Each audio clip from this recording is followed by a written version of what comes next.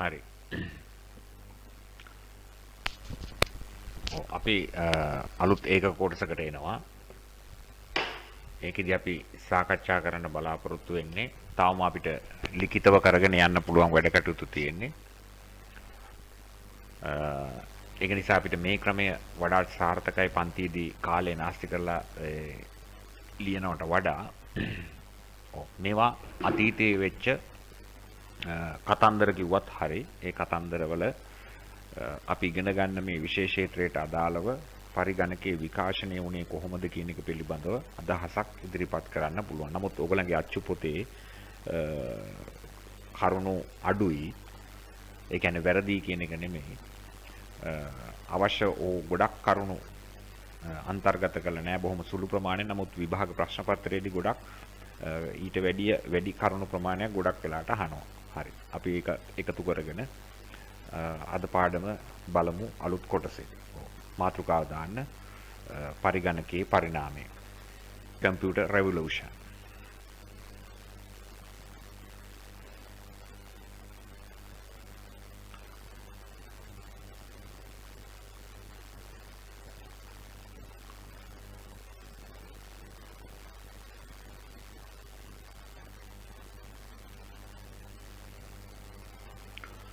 ඒක යටතේ අපි ලියන්න මේ විදිහට.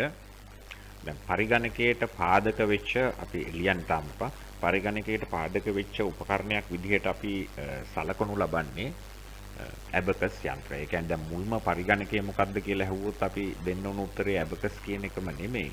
නමුත් ඒ තියෙන විදිහට ඝනක රාමුවක් පවතින්නේ. ඒකවල මීට අවුරුදු 5000කට විතර පෙර වෙළඳාම් කටයුතු වලදී ඒගොල්ලන්ගේ ගනුදෙනු කටයුතු ගණනය කර ගැනීමේ භාවිතා කරපු උපකරණයක් විදිහට තමයි අපි ඇබකස් යන්ත්‍රය හදලා තියෙන්නේ.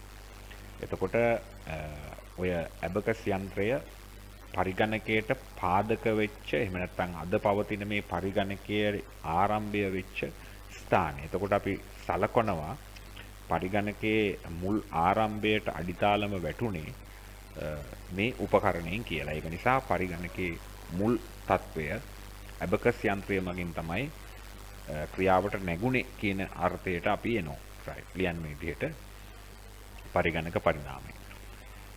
මෙම පාඩම් ඒකකයේ යටතේ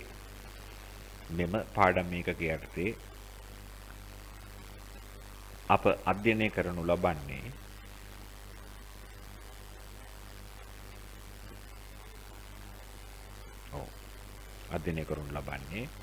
වර්තමානයේ පවතින පරිගණකය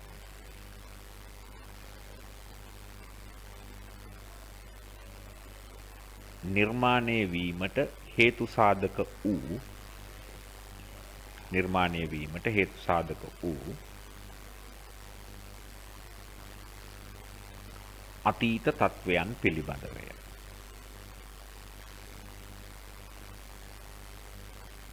අතීත තත්වයන් පිළිබඳවය.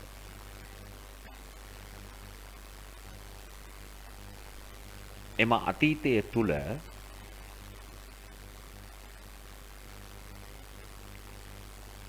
පහත දැක්වෙන යන්ත්‍ර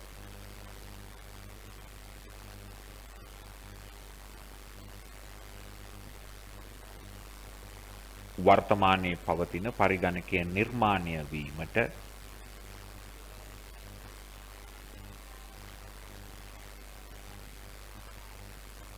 හේතු සාධක විය.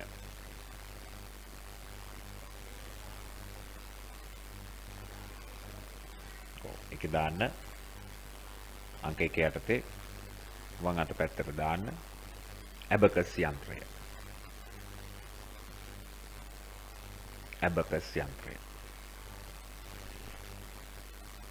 right.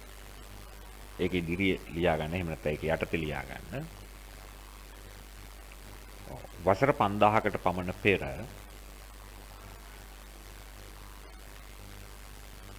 වෙළඳාම් කටයුතු වල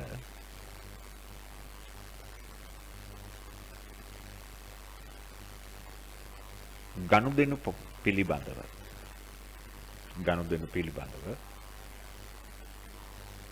ගණනය කිරීම සඳහා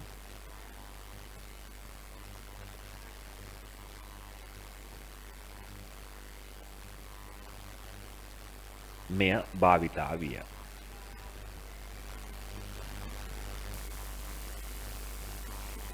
එනම් පරිගණකයට පාදක වූ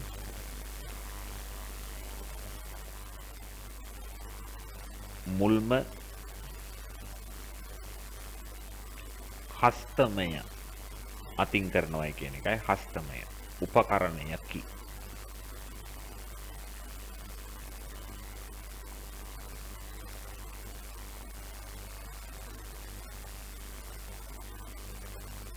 right ඊළඟ දෙක දාන්න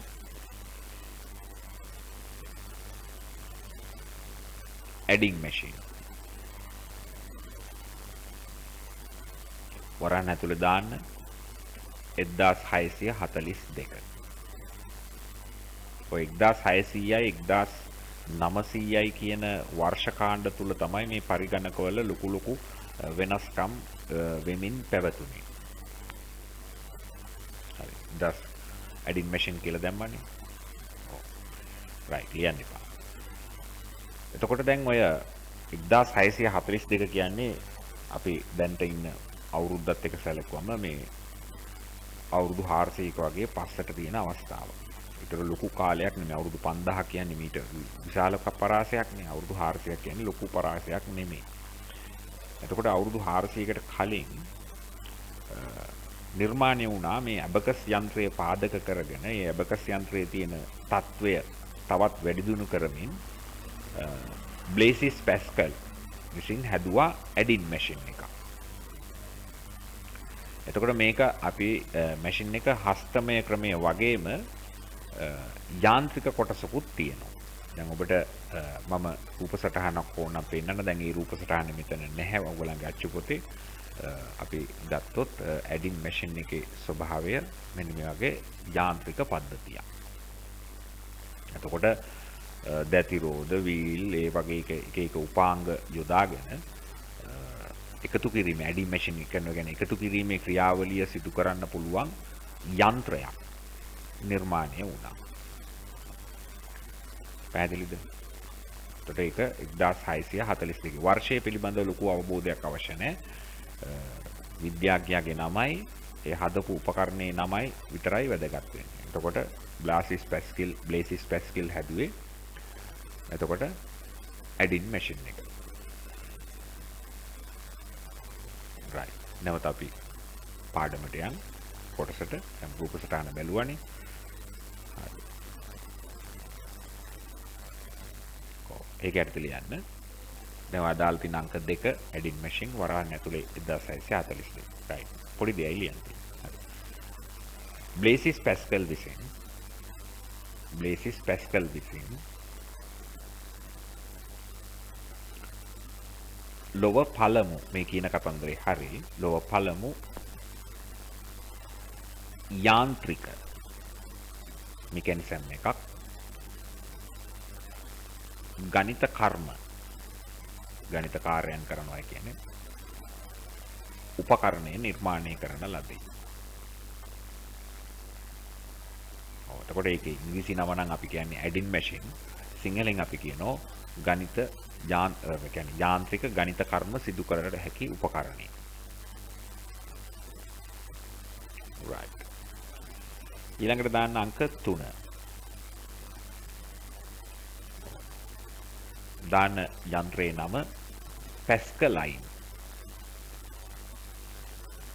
LINE කියලා එන්න ඕනේ. පැස්කලයින් 1674. ගොට්ෆ්‍රයිඩ් විල්හිම්. අපි බලමු එයාගේ උපකරණය මොකක්ද කියන එක. මෙන්න මේ උපකරණය හැදුවා. එතකොට ඒ කියන්නේ බ්ලාසිස් පැස්කල්ගේ ඇඩින් මැෂින් එකේ තිබෙන වැඩි දියුණු කිරීමක් ලොකු වෙනසක් වුණේ නැහැ. වැඩි දියුණු කිරීමක් මේ උපකරණය තුළ පවතිනවා. එතකොට ගොට්ෆ්‍රයිඩ් විල්හිම් කියන විද්‍යාඥයා 1642 විතර වගේ පස්සේ මේ උපකරණය නිර්මාණය කරා. එතකොට ඒක ලොකු වෙනසක් තියෙන උපකරණයක් නෙමෙයි කලින් මැෂින් එකත් එක්ක. නමුත් ප්‍රමාණයෙන් කුඩාවට පෙරට වඩා වැඩි කාර්යක්ෂමතාවයක් තියෙන උපකරණයක් විදිහට තමයි ඒක ඔහු හඳුන්වලා දුන්නේ. හරි. right. ඊළඟට මෙයාගේ මේ යන්ත්‍රයෙන් පසුව මේ යන්ත්‍රයේ තියෙන ස්වභාවය එකතු කරගෙන තවත් පුද්ගලයෙක් වෙනත් මාදිලියක යන්ත්‍රයක් නිර්මාණය කරන්න පටන් ගත්තා. අපි බැලුවොත් එයාගේ නම ජෝසප් ජක්වාඩ්.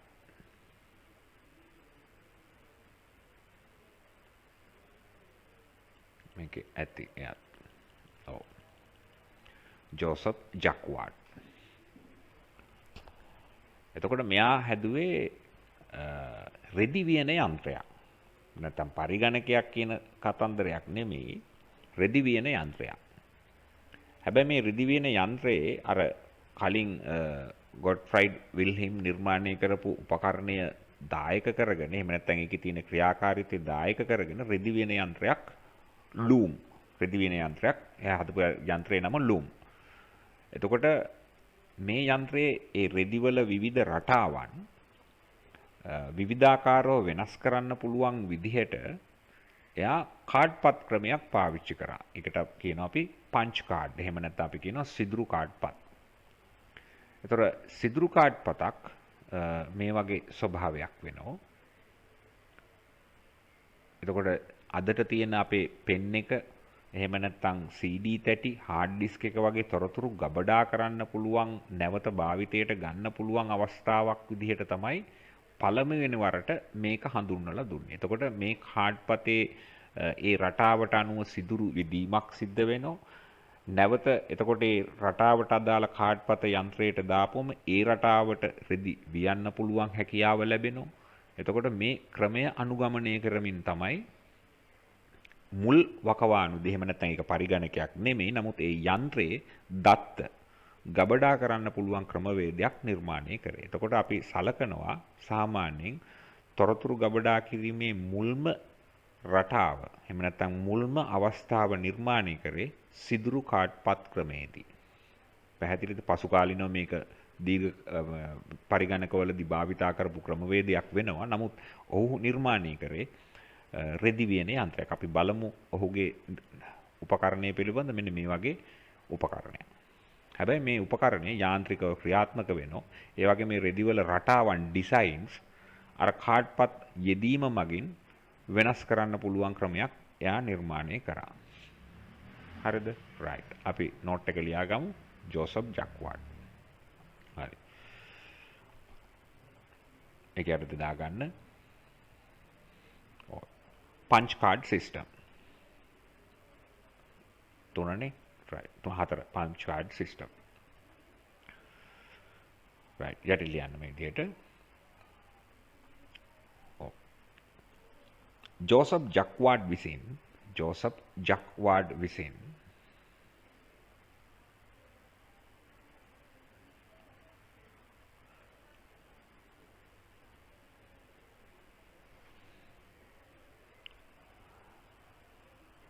රෙදි වියන යන්ත්‍රයක් නිර්මාණය කරන ලදී. වරහනතුර දාන්න ලූම්. එයාගේ යන්ත්‍රයට දූපු නමක් තිබුණා ලූම්.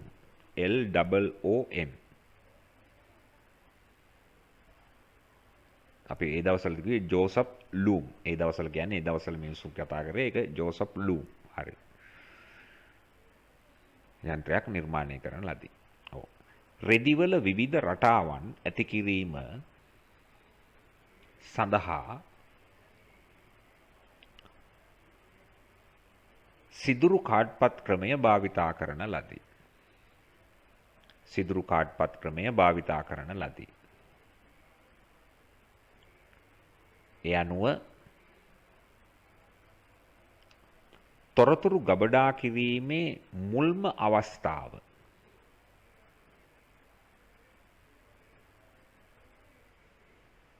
ලෙස සලකනුයේ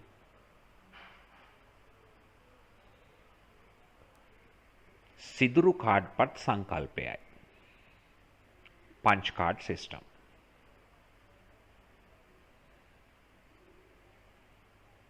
Punch card system.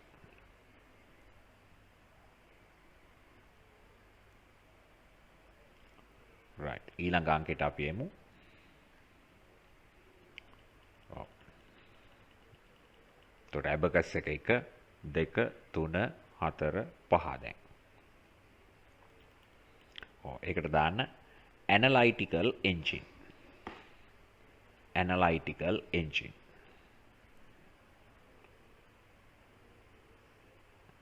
analytical engine. ඔව්.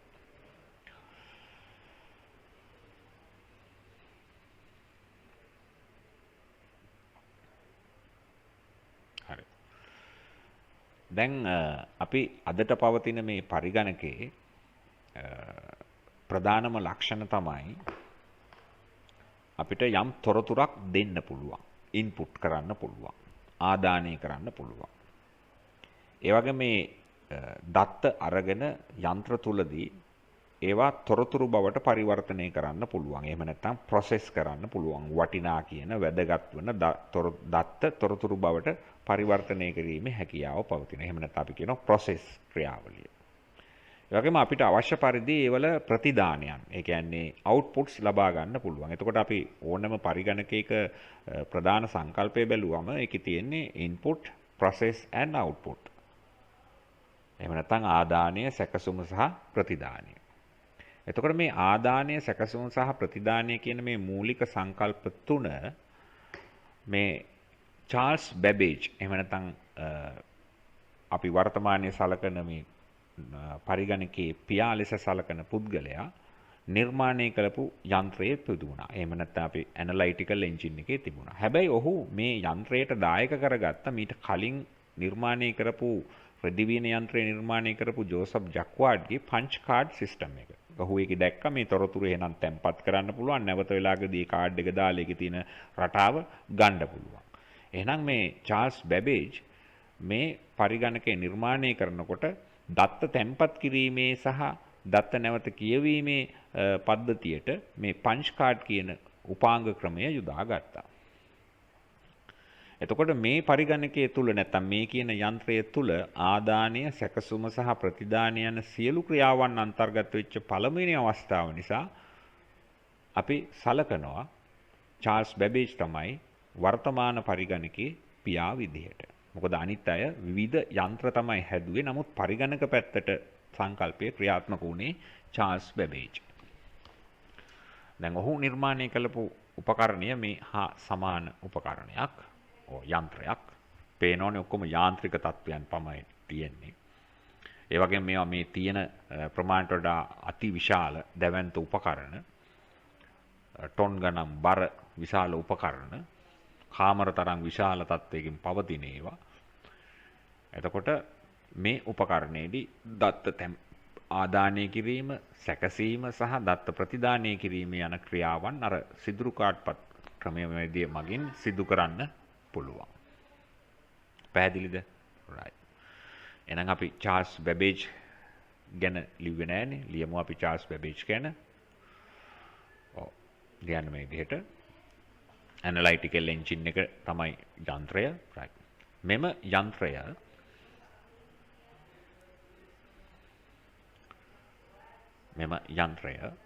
ආදානය, සැකසුම සහ ප්‍රතිදානය. ආදානය, සැකසුම සහ ප්‍රතිදානය යන මූලික සංකල්ප සිදු කළ හැකි අතර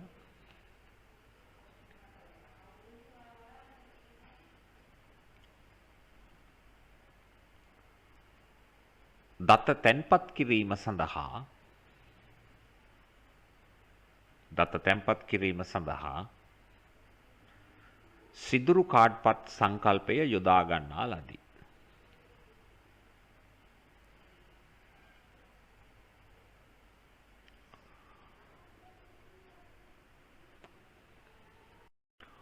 වර්තමානයේ පවතින පරිගණකයේ ක්‍රියාකාරීත්වයට බෙහෙවින් සමාන බැවින්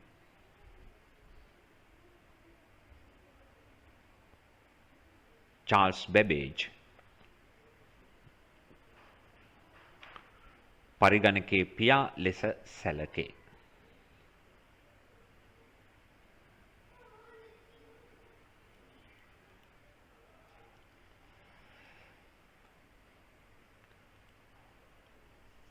ඔහුගේ මෙම යන්ත්‍රය ක්‍රියාත්මක කිරීමට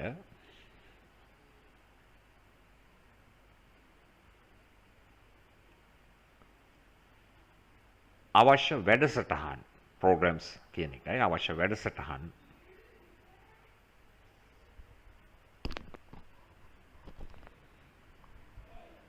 සකස් කරන ලද්දේ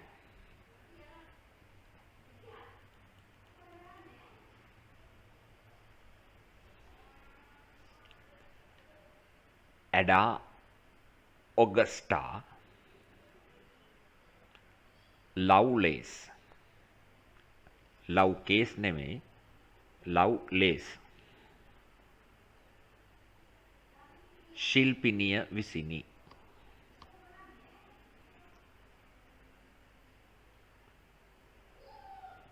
ඒ අනුව ඇය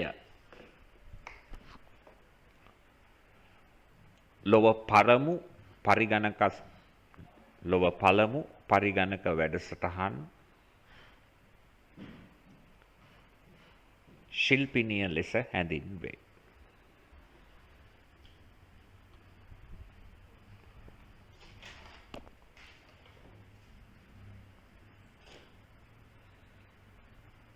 ශිල්පිනිය ලෙස හැඳින්වේ.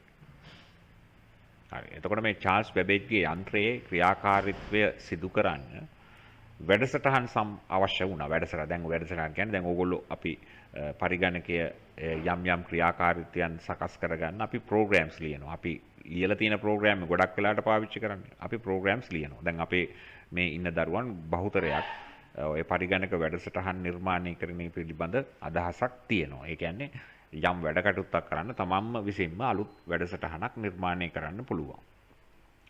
එතකොට මේ පරිගණකයේ ක්‍රියාකාරීත්වයටත් අවශ්‍ය කරන වැඩසටහනක් මගින් තමයි ක්‍රියාත්මක වෙන්නේ. නමුත් මේ වැඩසටහන සැලසුම් කරේ. එතකොට වැඩසටහනක් කිව්වම අදට තියෙන මේ කෝඩ්ස් ලියන ක්‍රමය හෝ පරිගණක තිබුණේ නැහනේ. එතකොට ඒ ක්‍රමවේදය යාන්ත්‍රිකව නිර්මාණය කරේ ඇඩා ඔගෙස්ටා ලව්ලේස්. එතකොට ලෝකේ පළවෙනිම අපි සලකනෝ වැඩසටහන් ශිල්පිනිය ලෙස පරිගණක වැඩසටහන් ශිල්පිනිය ලෙස ඇයව. පැහැදිලිද? right. ඊළඟට සෑහෙන අවුරුදු ගානකට පස්සේ ඒ කියන්නේ 1900ට කිට්ටු වෙන්න මෑත අතීතයට එනකොට හොවර්ඩ් අයිකන් අපි බලමු right හොවර්ඩ් අයිකන් වැදගත් හොවර්ඩ් අයිකන් මේ ඉන්නේ හොවර්ඩ් අයිකන්. එතකොට මේ ඔහුගේ යන්ත්‍රය තමයි මේ පේන්න තියෙන්නේ නිකන් දැන් පේනවනේ මේ ඉන්න මිනිස්සයත් එක්ක බැලුවම ඒ යන්ත්‍රයේ විශාලත්වය ටොන් 5ක් 6ක් විතර බරයිලු ඒ කාලේ ඔය යන්ත්‍රය. තව ඉදිරියට යනකොට මේ යන්ත්‍රය පිළිබඳව කතා කරන දේවල් තියෙනවා. මේකේ පාවිච්චි කරන වැකියුම් ටියුබ්ස් ප්‍රමාණය ගැන කතා කරන්න තියෙනවා. එතකොට මේකෙන් කරන කාර්යයන් පිළිබඳව කතා කරන්න තියෙනවා. එතකොට දැන් මේ යන්ත්‍රය තමයි සාමාන්‍යයෙන් ලෝකේ පරිගණකයක් විදිහට අර ඒ කාලේ කම්පියුටර් එකක් කියන නම යටතේ වෙළඳ පොළට නිකුත් වෙච්ච යන්ත්‍රයක් විදිහට. ඒ කියන්නේ මිනිස්සු සල්ලි දීලා ගත්ත විශාල ආයතන මේ යන්ත්‍රය මිලදී ගන්න තත්වයකටපත් වුණා. හරිනේ. එතකොට මේ යන්ත්‍රය මගින් ඉතා සාර්ථකව දත්ත එකතු කිරීම, අඩු කිරීම, වැඩි කිරීම, බෙදීම වැනි ක්‍රියාවන්. දැන් ඔයගොල්ලෝ බලයි hina වෙනවත් ඇති ඕක කරන්න මෙච්චර ලොකු එකක් ඕනේද කියලා. ඒ කාලේ හැටියට මේ කාර්යයන් යන්ත්‍රානුසාරයෙන් පරිගණක ක්‍රමවේදයකට ඔස්සේ සිදු කරන්න මෙවැනි ඒවා නිර්මාණය වුණා. එතකොට මේ මාක් 1 එහෙම නැත්නම් හොවර්ඩ් අයිකන් තමයි මේකේ නිර්මාතෘ විදියට සලකන්නේ. නමුත් මේක නිර්මාණය කරන්න තවත් පුද්ගලයෝ සම්බන්ධ වෙනවා. ඒ වගේම ඔහු සමග විශ්වවිද්‍යාලේ ඉන්න තවත් සගයන් සම්බන්ධ වෙනවා. එතකොට මේ හොවර්ඩ් අයිකන්ගේ පරිගණක නිර්මාණය කිරීමට IBM සමාගම දායක වෙනවා. ඒ කියන්නේ දැන් සමහර දෙයක් කරනකොට නිෂ්පාදනය කරන්න පාවිච්චි කරන්න ඕන කරන සල්ලි මුදල් ඒ කියන්නේ මුදල් මදි නම් මේ IBM සමාගම තිබුණේ ඉන්ටර්නැෂනල් බිස්නස් මැනේජ්මන්ට් කියන එක වෙළඳ සමාගමක්. ඒ සමාගම් වල ඒ වෙනකොට වෙනත් මුදල් තිබුණා. ඒ මුදල් දායක කළා මේ යන්ත්‍රය හදන්න අවස්ථාව ලබා දුන්නා. ඒක නිසා IBM සමාගම පරිගණක ක්ෂේත්‍රයට මුලින්ම සම්බන්ධ වෙන්න පටන් ගත්තේ ওই ආකාරයෙන්. එතකොට ඔහු හදපු යන්ත්‍රයට නමක් දුන්නා. ඒ නම තමයි වෙළඳ නාමය දුන්නේ Mark 1 යන්ත්‍රය කියලා. නැත්නම් අපි කියනවා ඒකට automatic sequence control calculator කියලා. සිංහලෙන් අපි කියනවා ස්වයංකරණ අනුක්‍රමීය පාලන ගණක යන්ත්‍රය. හරි. අපි නම දාගමු මේ විදිහට. එතකොට හදපු යන්ත්‍රයේ නමනේ අපි forward කරන්න ඉස්සෙල්ලා මම ලියන ක්‍රමයේදී automatic sequence control calculator. වරහන් ඇතුලේ දාන්න Mark 1 කියලා දැම්මා. හරි මම ඒක සඳහන් කරන්නම්.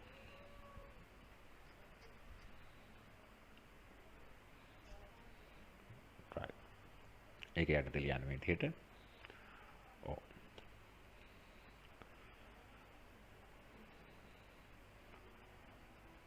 හරි.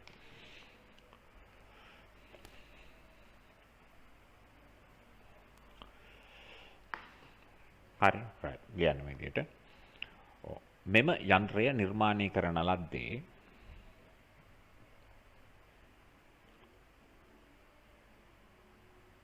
හොවර්ඩ් අයිකන් කෙටි අදහස් ටික දෙන්නේ හොවර්ඩ් අයිකන්. එනම් පළමු වාණිජමය පරිගණකයක් ලෙස හඳුන්වා දුනි.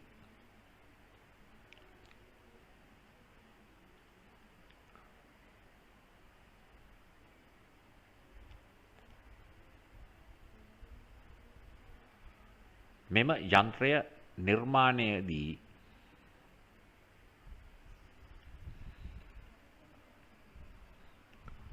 IBM සමාගම දායකත්වය ලබා දී ඇත.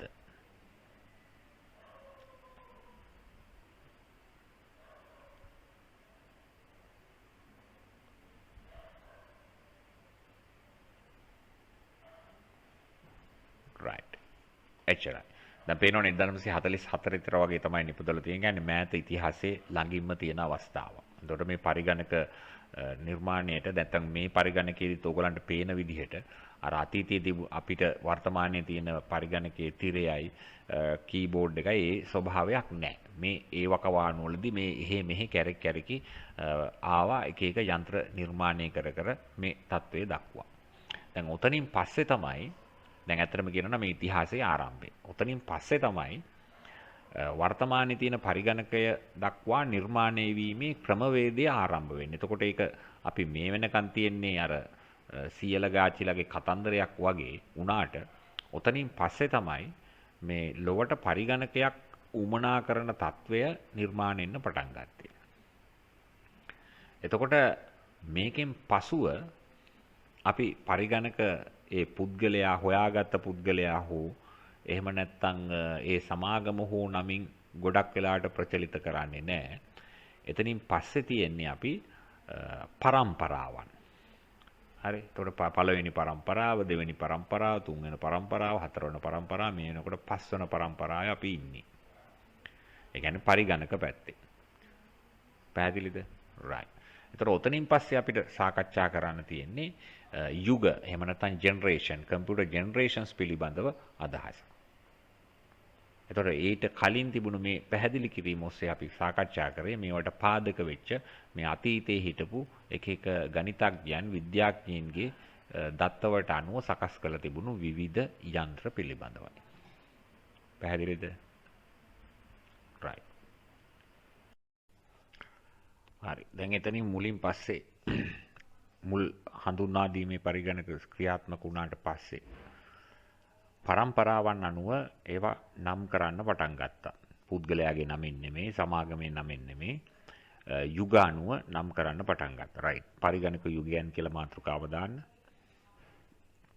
පරිගණක යුගයන්. right යටින් ලියන්න මේ විදිහට computer generations. right ඉහතදී සඳහන් කරන ලද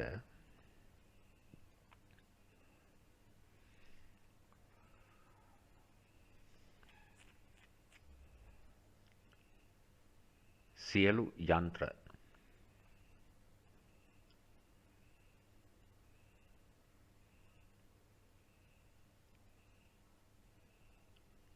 අදට පවතින පරිගණක දක්වා නිර්මාණය වීමට අඩිතාලම්ම විය.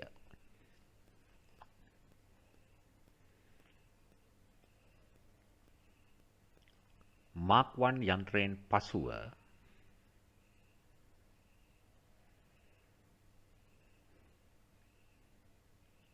නිර්මාණය වූ සියලු පරිගණක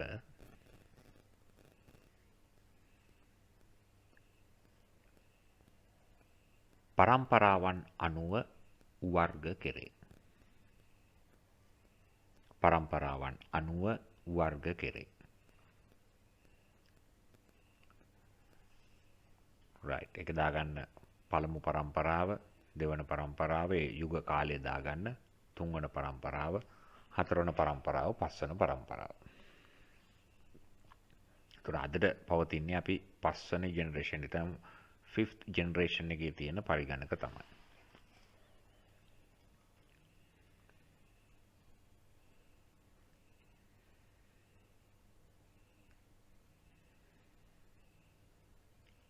හරි. මේකට ඕගොල්ලන්ගේ අච්චු පොතේ තියෙනවා සටහනක් මෙන්න මේ විදිහට ඒ යුග පරම්පරාවන් වල විස්තර තියෙන. ඒක තියෙන හරස් අතට. දැන් මේ තොරතුරු ටික තමන්ගේ අත්පොතෙත් පවතිනවා. මේ පාඩම සඳහා මම සකස් කරලා තියෙන ඊළඟ ටියුට් එක එහෙම නැත්නම් දෙවෙනි ටියුට් එක ඕගොල්ලෝ අරගන්න හෙට ඉඳලා පුළුවන්. ඒතොර මේ ටියුට් එකේ අඩංගු කරලා තියෙනවා මේ තොරතුරු පිළිබඳව.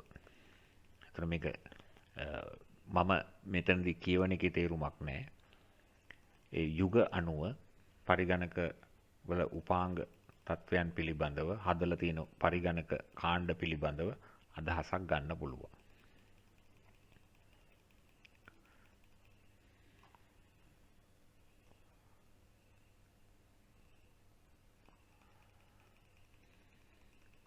හරි පැහැදිලිද? right හරි මාතෘකාව දාන්න එතන පළමු පරම්පරාව. එහෙම නැත්නම් අපි කියනවා first GL. එහෙම නැත්නම් කියනවා first generation computer.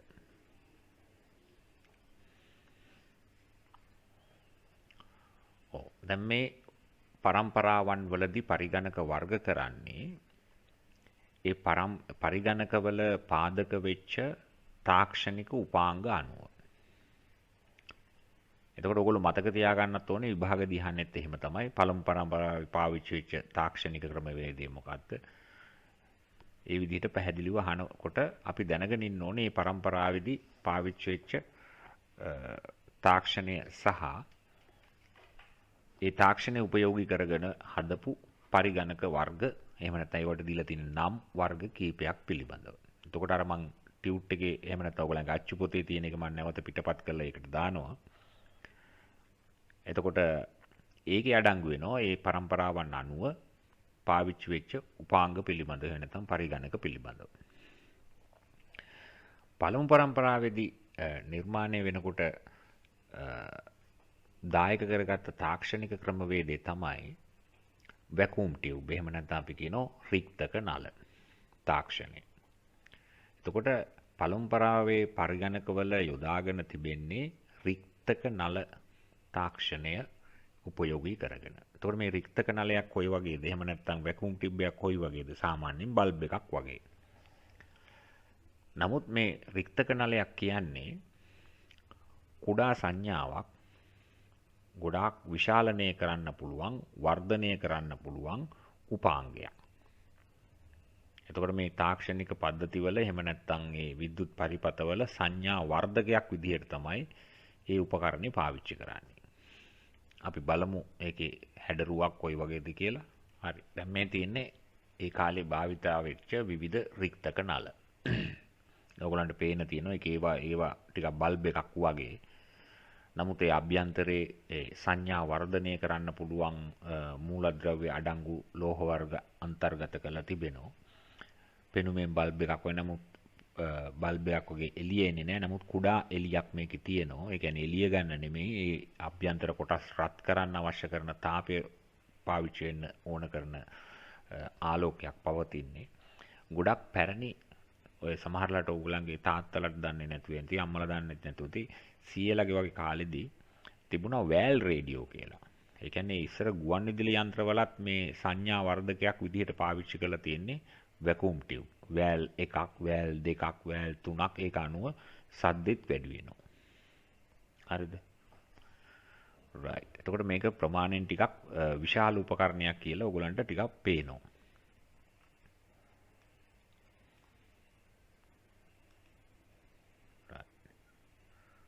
හරිද අදහස? එතකොට මුල්ම යුගයේ එහෙම නැත්නම් මුල්ම යුගය කියන්නේ ෆස්ට් ජෙනරේෂන් කම්පියුටර්ස් වලදී දායක කරගෙන තිබෙන තාක්ෂණික උපාංගය තමයි රික්තක නල. හරි. right. එහෙනම් අපි නෝට් එක ලියන්න යන්. පළමු පරම්පරාවේ පරිගණක වලට right. යට ලියන්න. පළමු පරම්පරාවේ පරිගණකවල පාදක වූ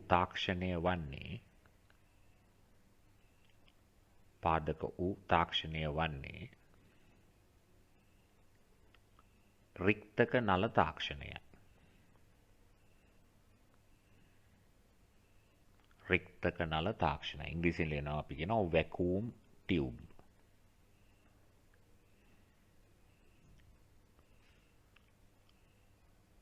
ඒ අනුව එවකට නිර්මාණය වූ පරිගණකවල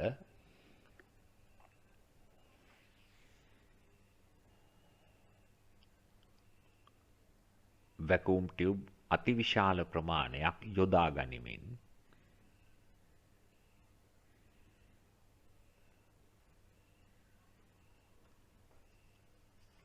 විද්‍යුත් පරිපථවල කාර්යයන් සිදු කරන ලදී. විද්‍යුත් පරිපථවල කාර්යයන් සිදු කරන ලදී. හරි. රුලක් කරලා ලියන්න. මේ අනුව එම යන්ත්‍ර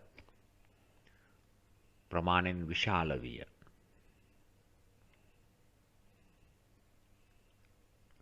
එහා මෙහා ගෙන යාමට නොහැකිය.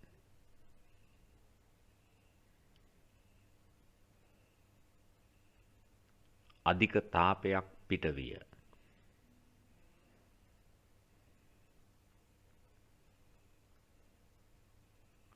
වැඩි විදුලි ශක්තියක් වැය වේ. power dissipation. වැඩි විදුලි ශක්තියක් වැය වේ. එතකොට අද තියෙන කම්පියුටර් වගේ බොහොම ශනිකව එහාට මෙහාට කරන්න පුළුවන් ඒවා නෙමෙයි. කාමර වගේ ගෙවල් වගේ විශාල යන්ත්‍ර සූත්‍ර මේවා. හරිද? ටොන් ගණන් බර. right. තව රුලක් කරලා ලියන්න. මෙම පරිගණකවල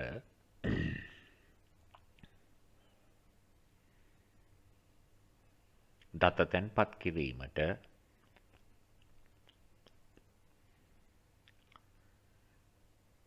සිදුරු කාඩ් පත්, පංච් කාඩ්, magnetic tapes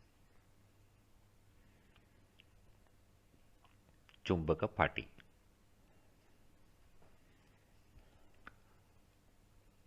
භාවිතා විය.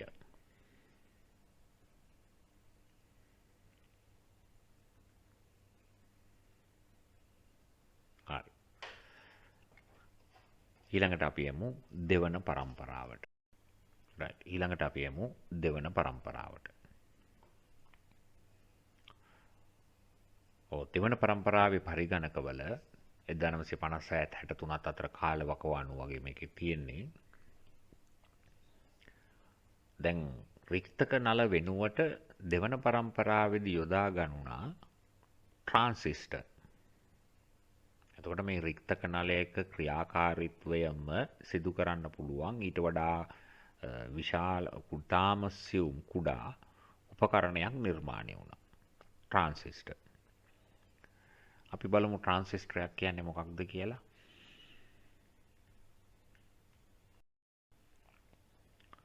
ඔව්. ට්‍රාන්සිස්ටරයක් කියන්නේ මෙන්න මේ වගේ උපකරණයක්.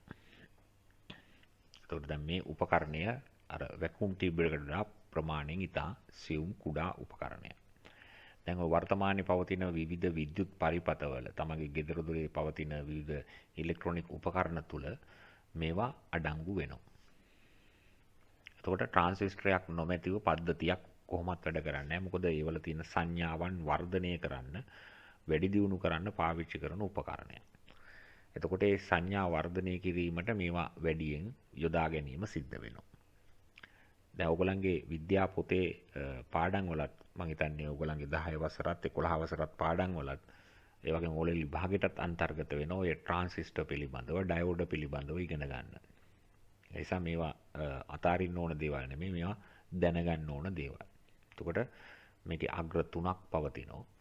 ඒවල වර්ග පවතිනවා NP NP NP කියලා.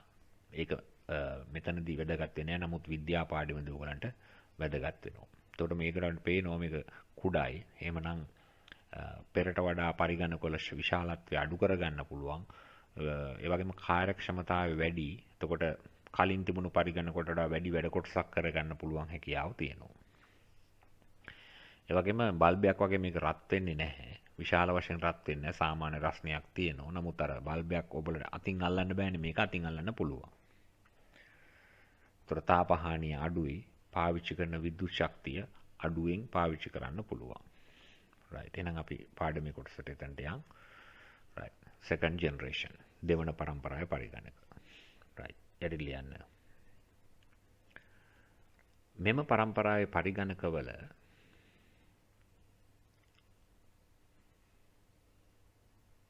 පාදක වූ තාක්ෂණය වන්නේ ට්‍රාන්සිස්ටර් තාක්ෂණය. ට්‍රාන්සිස්ටර්.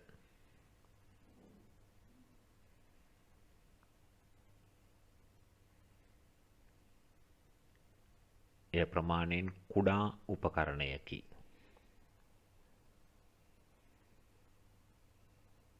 ඒ අනුව මෙම පරම්පරාවේ පරිගණක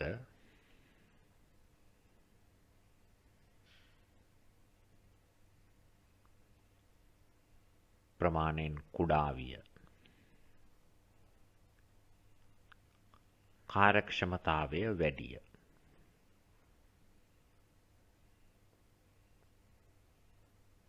තාපහානිය අඩුය.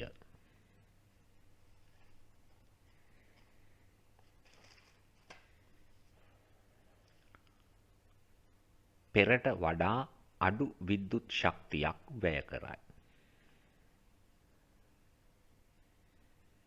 පෙරට වඩා අඩු විද්‍යුත් ශක්තියක් වැය කරයි.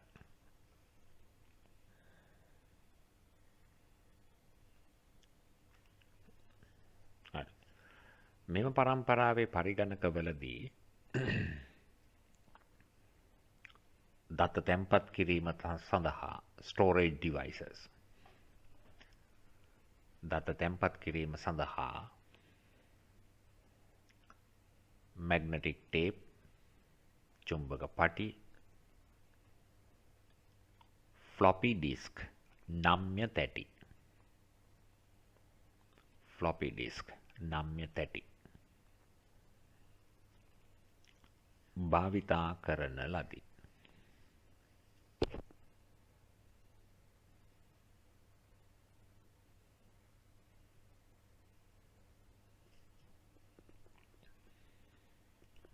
ඊළඟට දාන්න මාතෘකාව තුන්වන පරම්පරාව third generation computers.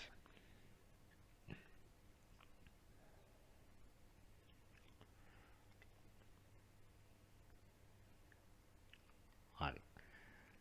දැන් මේ පරම්පරාවට එනකොට පාවිච්චි වෙච්ච තාක්ෂණික ක්‍රමය තමයි ඒ කියන්නේ ට්‍රාන්සිස්ටර් වෙනුවට අපි ආපු උපකරණය තමයි අපි ඒකට කියනවා අනුකලිත. එහෙම නැත්නම් අපි කියනවා IC. එහෙම නැත්නම් අපි දිග වචනේ කිව්වොත් I integrated C circuit. එහෙම නැත්නම් සංග්‍රහිත පරිපථ. ඒ කියන්නේ ට්‍රාන්සිස්ටර් උපාංග විශාල ප්‍රමාණයක් කුඩාවට ඒක රාශී කරලා තියෙන ඒකක. හරි. අපි බලමු එහෙම උපකරණයක්. හරි. මේ තියෙන්නේ සංග්‍රහිත පරිපථ. එහෙම නැත්නම් අපි integrated circuits. එතකොට මේ විශාල පරිපථයක් වෙනුවෙන් යොදන්න පුළුවන් තනි ඒකකයක්.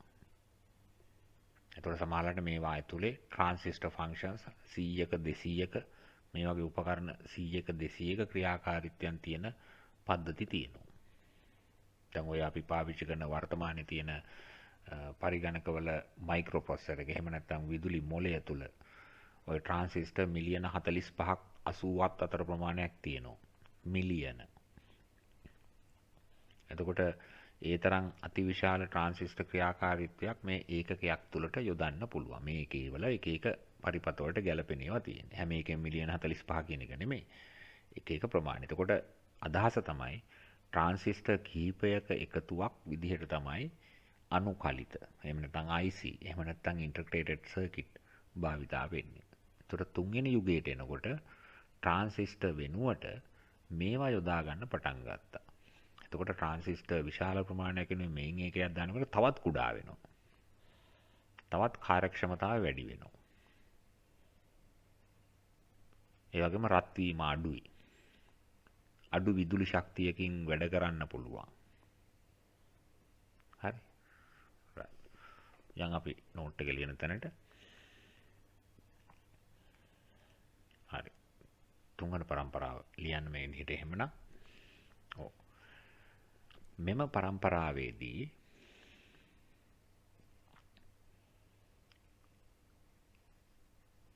ට්‍රාන්සිස්ටර් වෙනුවට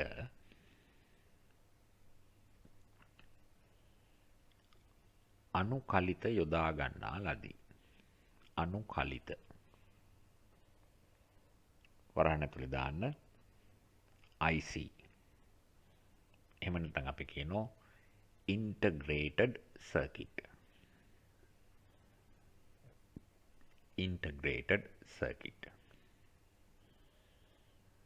දැන් ඔබටම අදහසක් එනවා රයිට් එහෙනම් තුන්වන පරම්පරාවට එනකොට තවත් පරිගණකවල තියෙන කාර්යක්ෂමතාව වේගවත් බව වැඩි වෙනවා. ප්‍රමාණය තව කුඩා වෙනවා.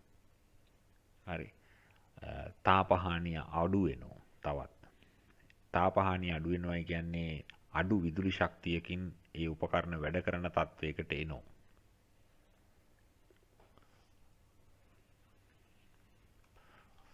දැන් තුන්වෙනි පරම්පරාවේ තව විශේෂ දේවල් තියෙනවා.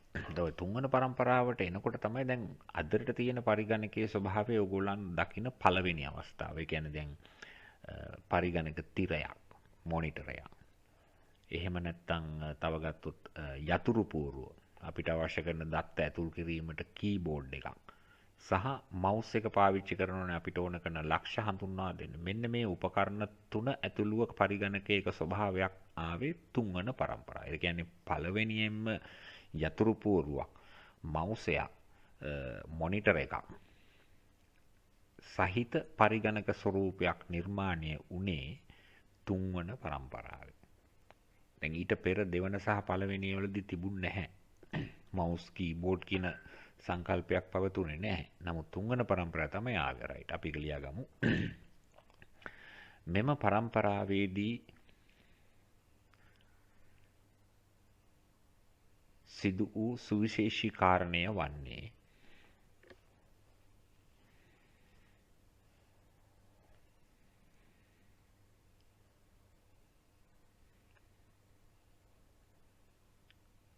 පරිගණක තිරයක්,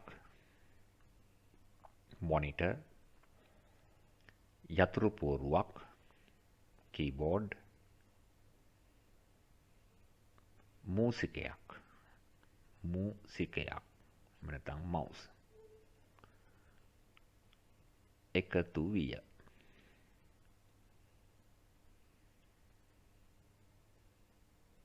හරි. අපි ලක්ෂණ විදිහට අපි ලියමු. ඊට පස්සේ පල්ලෙහායින් රුලක් කරලා ප්‍රමාණයෙන් තවත් කුඩා විය. මේ තවත් කුඩා විය කියන්නේ දෙවන පරම්පරාවටත් වඩා තවත් කුඩා වෙනවා. අන්න දැන් කීබෝඩ් එක මවුස් එක මොනිටර් එක තියෙන ස්වභාවය දැනට තියෙන ඔයගොල්ලන්ගේ ඩෙස්ක්ටොප් කම්පියුටරේ තියෙන අන්න ඒ වගේ ස්වරූපයක්. එතකොට තනි පුද්ගලයෙකුට එහා මෙහා ගෙනියන්න පුළුවන් තත්වයකට නිර්මාණය වුණා. හරි. ප්‍රමාණයෙන් කුඩා විය. කාර්යක්ෂමතාවය වැඩිය. තාපහානිය අඩුය.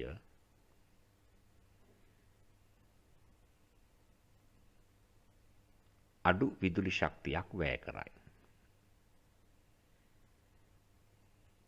ඔය එතකොට පරම්පරාවෙන් පල්ලෙහාට අලුත් වෙනගෙන එනකොට වෙන දේ තමයි එන්න කුඩා වෙනවා. නමුත් කරන්න පුළුවන් කාර්ය ප්‍රමාණය එන්න වැඩි වෙනවා. තාපහානිය ගියොත් එන්න අඩු වෙනවා. ඒ උපකරණ වලට වැය කරන විදුලි ශක්ති ප්‍රමාණය බැලුවොත් ඒකත් ක්‍රමානුකූලව අඩු වෙනවා.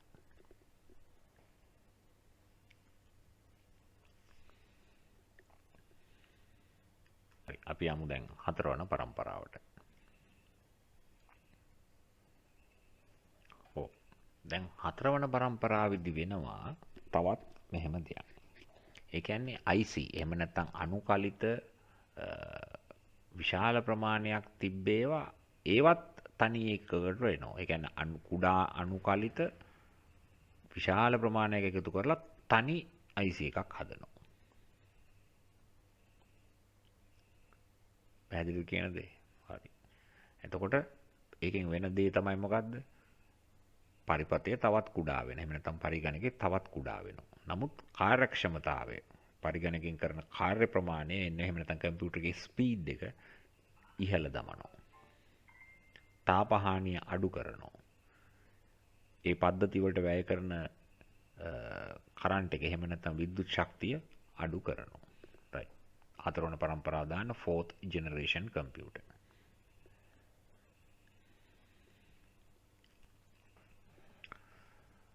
හතරවන පරම්පරාවේ පරිගණකවලදී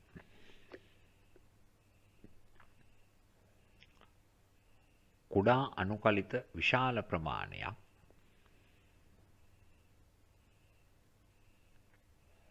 ඒක රාශී කරමින්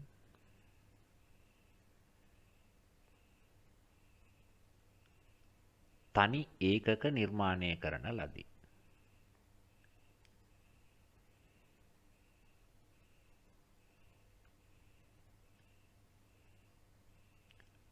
මෙම ඒකකය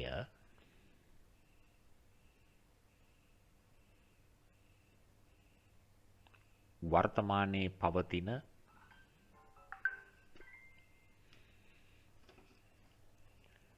ශුද්‍ර සකසනය මයික්‍රෝ ප්‍රොසෙසර්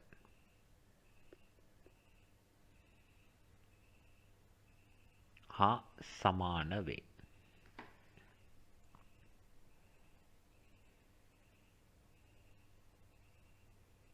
එහෙම නැත්නම් අපි කියනවා විශාල අනුකලිත large scale IC integrated circuit.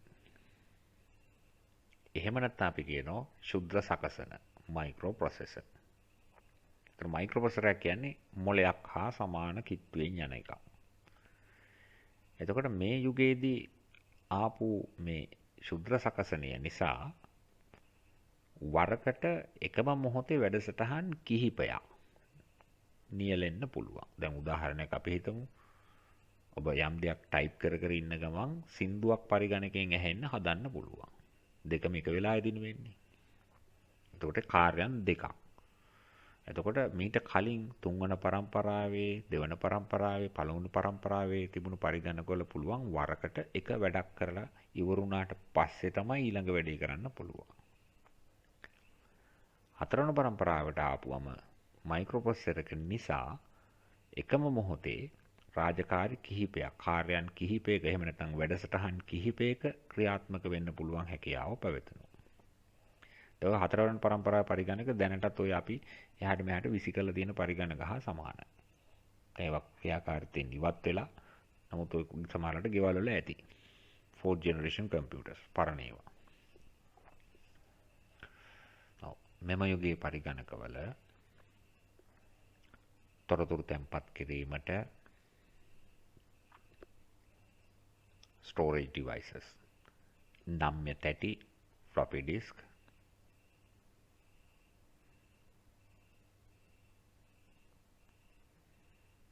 CD සංයුක්ත තැටි දෘඩ තැටි hard disk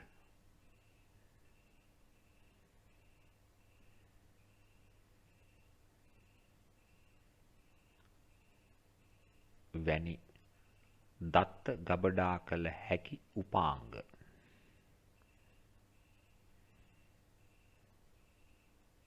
යොදා ගැනුනි.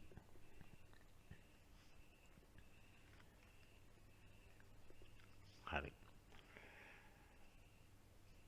අපි යමු පස්සන පරම්පරාවට.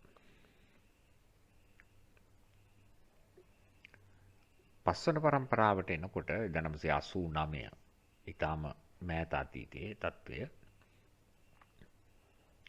පස්සන පරම්පරාව තමයි දැන් තාම ඉවර නැත්තේ. 89න් පටන් ගන්න තාම තියෙනවා. අවුරුදු දැන් 30කට විතර වගේ 35කට විතර වගේ කිට්ටු වෙන්නේනෝ. තාම ඉන්නේ අපි පස්සන ජෙනරේෂන් එකේ පරිගණකවල. දැන් පස්සන පරම්පරාවේදී උනේ දැන් කලින් මයික්‍රෝ ප්‍රොසෙසර් එකනේ. රයිට්. කෘතිම බුද්ධිය. එහෙම නැත්නම් ආටිෆිෂල් මයික්‍රෝ ප්‍රොසෙසර් නිර්මාණය වුණා. ඒ කියන්නේ මයික්‍රෝ ප්‍රොසෙසර්ස් කිහිපයක ක්‍රියාකාරීත්වය තනි ඒකකයක අන්තර්ගත කරපු සංකල්පය නිර්මාණය වුණා. දැන් අපි ඔය කියන්නේ i3 i5 i7 කියන අර්ථයන් වලින් කියනෝ.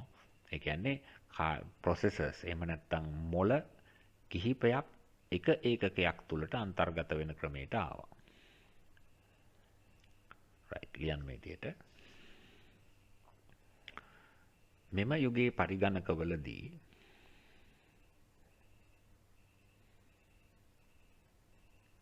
ශුද්‍ර සකසනය වඩාත් කාර්යක්ෂම කර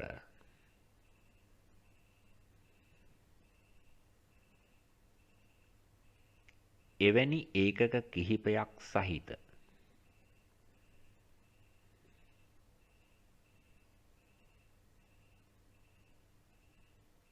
තනි ඒකක නිර්මාණය විය.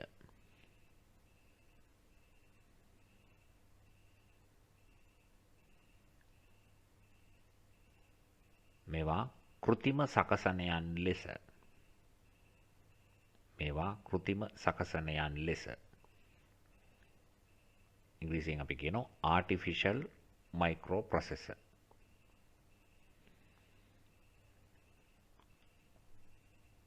හඳුන්වා දී ඇත.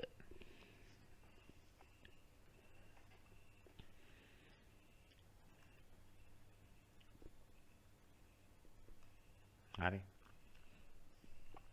ඔව් ඒ කියන්නේ දැන් අපි වර්තමානයේ දැනට පාවිච්චි කරන රයිට් ඒවල පොඩක් අපි ලක්ෂණ ටික ලියමු. දැන් එතකොට වර්තමානයේ පවතින පරිගණකය ඊටාම කුඩා ලැප්ටොප් පරිගණක තියෙනවා. ඊටත් වැඩි අතේ ගෙනියන්න පුළුවන් පරිගණක වර්ග තියෙනවා.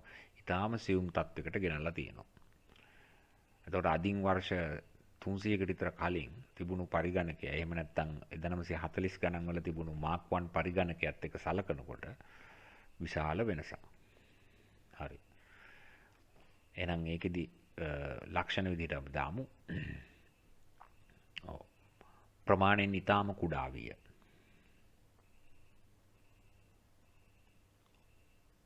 අවම විද්‍යුත් ශක්තියක් වැය කරයි.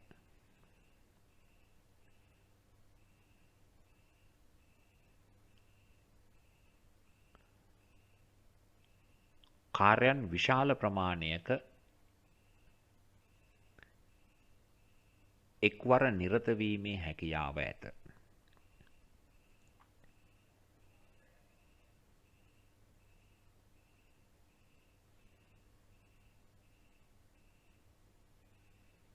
හරි. හරි. දැන් මේ සමග මම දෙන ටියුට් එකක් තියෙනවා. දැන් මේ ටියුට් එකේ තියෙනවා ඒ කතන්දර තවත් පැහැදිලි කරලා ඒවා දැනුමට ගන්න. නමුත් මේ කෙටි සටහන විතරයි ඔයගොල්ලන්ට වැදගත් වෙන්නේ. භාගෙදී ඊට අමතරව ඔයගොල්ලන්ගේ අච්චු පොතේ තියෙනවා සටහනගේ හදපු උපාංග පිළිබඳ. එහෙම නැත්නම් පළමු පරම්පරාවේ හැදුණු පරිගණකවල කාණ්ඩ නම් කීපයක්, දෙවන පරම්පරාවේ කාණ්ඩ කීපයක්, තුන්වන පරම්පරාවේ කාණ්ඩ කීපයක්, හතරවන පරම්පරාවේ ඒ විදිහට කාණ්ඩ වර්ග තියෙනවා. ඒවා අපි ටියුට් එක අනුසාරයෙන් දැනුම වශයෙන් ගන්න ඕනේ ඒවා විතරයි. හරි. එතකොට දැන් ඔයගොල්ලන්ගේ කාර්යය තමයි මේ එක් එක් පරම්පරාවලදී පාවිච්චි වෙච්ච තාක්ෂණික